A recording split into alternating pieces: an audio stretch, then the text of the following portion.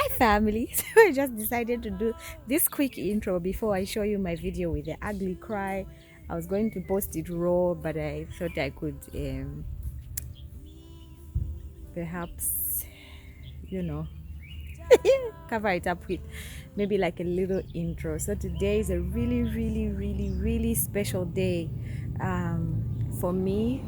Um, uh, when I got admitted to the bar in April, I'll be saying 4 years ago. How time flies.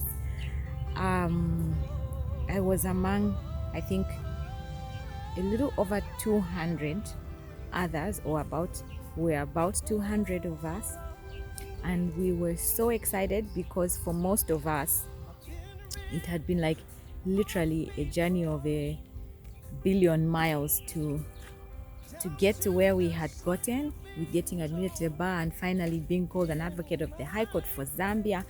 And we were so excited, okay? And I remember joining a group.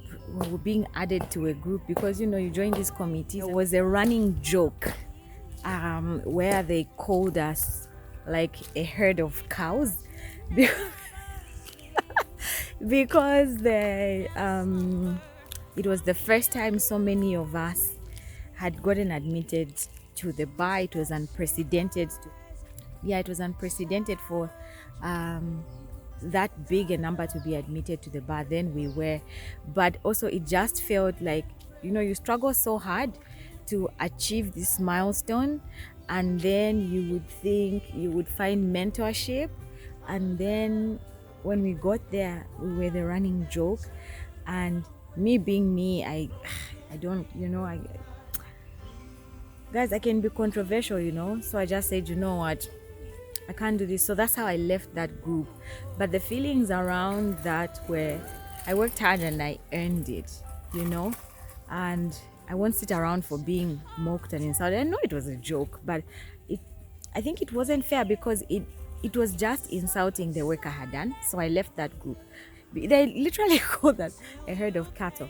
So anyway, going back into the group, I remember having said, you know what, let's just forget about what they're saying and let us do work, and we will see if it even matters whether you join the bar as as part of the 300, or you were the smartest person who joined the bar, or whatever. I just said let's work, and that's how I think I even stopped being active in these groups, because that's how I stopped that. And then that wasn't followed with like an immediately successful job hunt. I ended up volunteering, I think, for 6 months. I gave free legal services. I took it as an opportunity to gain experience, and then even after that, the job I found was and I'm just this is mostly a testimony to show you how God works. The work in which I was volunteering then put me at an advantage for the next job I got, and the next job I got didn't pay much. There's something that Oprah Winfrey always says. She says, like, follow the voice inside, the leading. And I just knew that the voice in my heart that time was telling me first to volunteer to do the work, and then to take that job.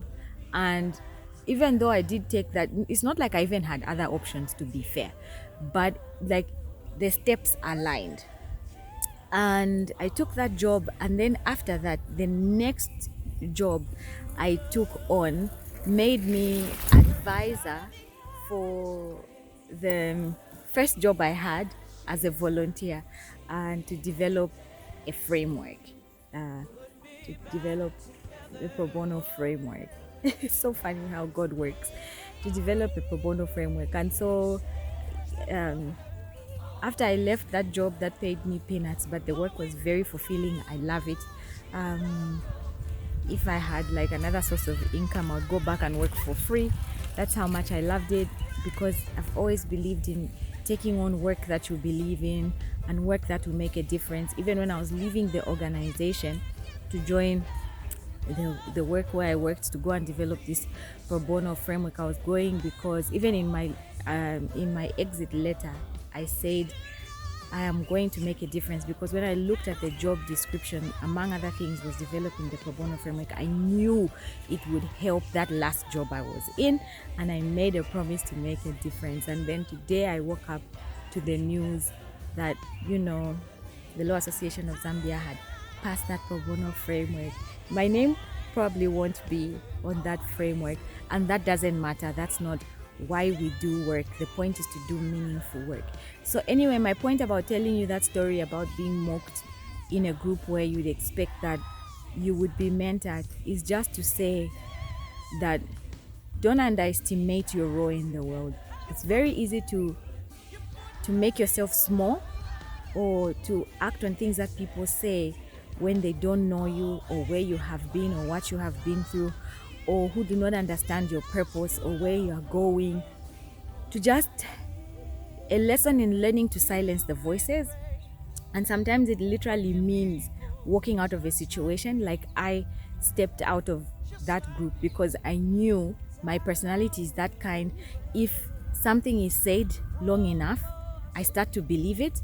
So it was important for me to remove myself out of that situation by coming out of that group.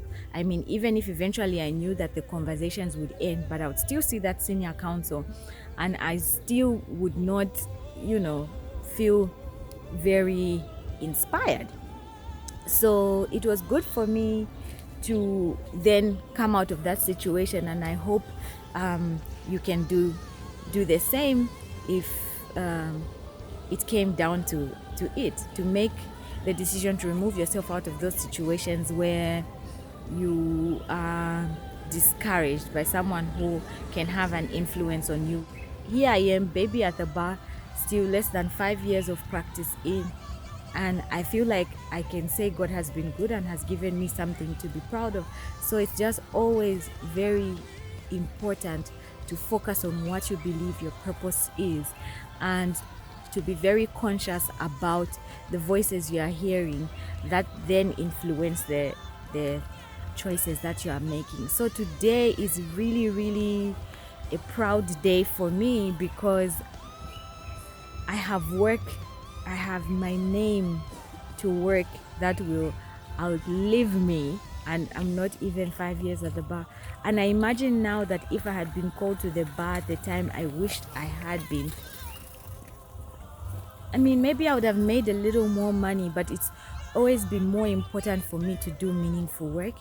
And I'm not sure if I would have had this fulfillment, but like the way God just orchestrates things in our lives to work out has just left me marveled. And in retrospect, like Steve Jobs says, it only makes sense when you look back. The dots connect in looking back, and that's what's happening for me. I've always been the person who wanted to do meaningful work, to do work that will outlive me. I mean, I don't know if one day lawyers will sit down and decide that they want to do away with the pro bono framework in the next 5 years or whatever, but for those 5 years, over 2,000 lawyers will take on cases for people who cannot afford a lawyer, and they will be helped.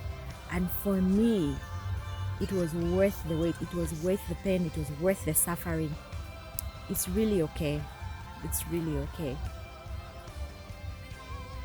The most important thing for me is to do work that will outlive me. So here is to busting myths about lawyers are expensive by doing work that can help people who can't afford it. And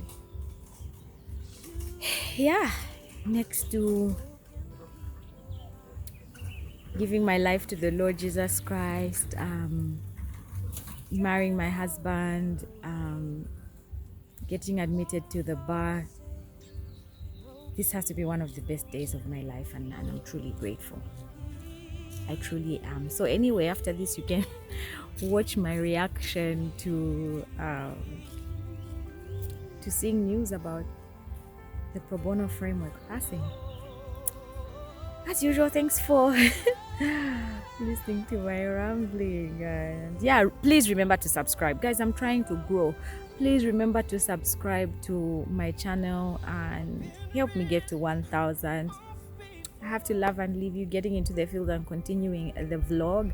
I forget now which falls I'm going to visit today, but yeah, I'm sure you will see it in my vlog, because I'm trying to become like legit YouTuber and then have like a day in the life of. Okay, guys, thank you so much. Don't worry, these are tears of joy. So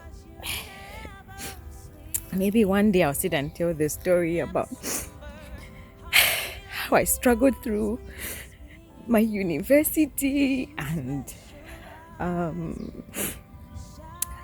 law school and then Ziale. So I'll be clocking 4 years at the bar this year. It's 3 years. And this morning, in fact, I just arrived and I'm doing a day in the life for my YouTube. So I'm just coming out of the car and I look at the news and I find that the pro bono framework resolution by the Law Association of Zambia has passed. So technically I'm 3 years at the bar and I've achieved a milestone that was I don't know, in my wildest dreams. I've always been the person who wanted to do meaningful work that makes a difference in people's lives. And in my last job, I led the process with the pro bono framework, and I just can't believe it's happening, and I'm so emotional and it's so embarrassing because I'm at work. But I'm so happy. I'm so happy. I'm so proud. You know, when you struggled for something and then you have such like meaningful difference, it's you know, only be God, and I'm grateful. I mean, it doesn't mean any money. But if I never work as a lawyer again in my life, I'm just so grateful that I was part of something so big that I know, like, you know, lives are going to be changed and at least helped. You know, people are suffering. I can't believe it. I'm so happy. I'm so glad I was part of that. So glad.